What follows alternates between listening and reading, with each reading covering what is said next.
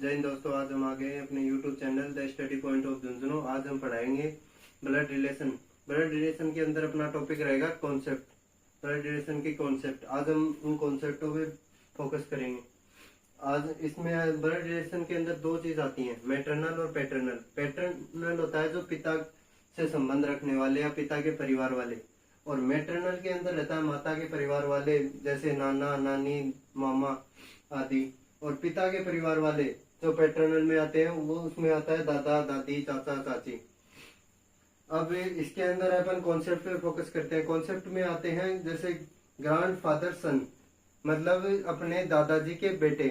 अपने दादाजी के बेटे कौन हुए अपने, जैसे पिता और अंकल। पिता को हिंदी में कहते हैं, ये फादर को कहते हैं पिता, और अंकल को कहते हैं चाचा।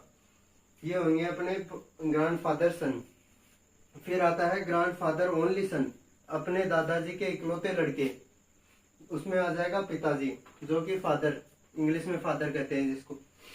ब्रदर डॉटर, अपने भाई की लड़की, तो वो अपनी क्या लगेगी, भतीजी। भतीजी को कहते हैं नीस इंग्लिश में।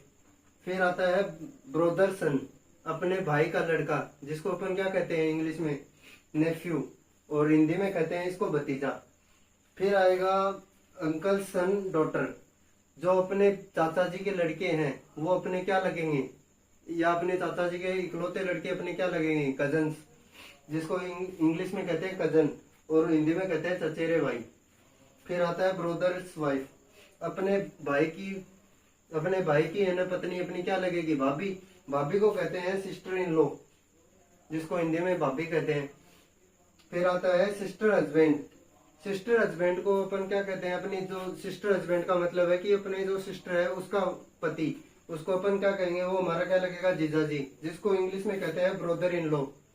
फिर आता है सन्स वाइफ, अपने बेटे की वाइफ। अपने बेटे की पत्नी अपनी क्या लगी, daughter in law. Daughter in law को कहते हैं बहू, बहू लगेगी। गाइस, वीडियो पसंद आए तो लाइक एंड सब्सक्राइब और कमेंट्स करें। और चलते हैं अगले पॉइंट के अंदर।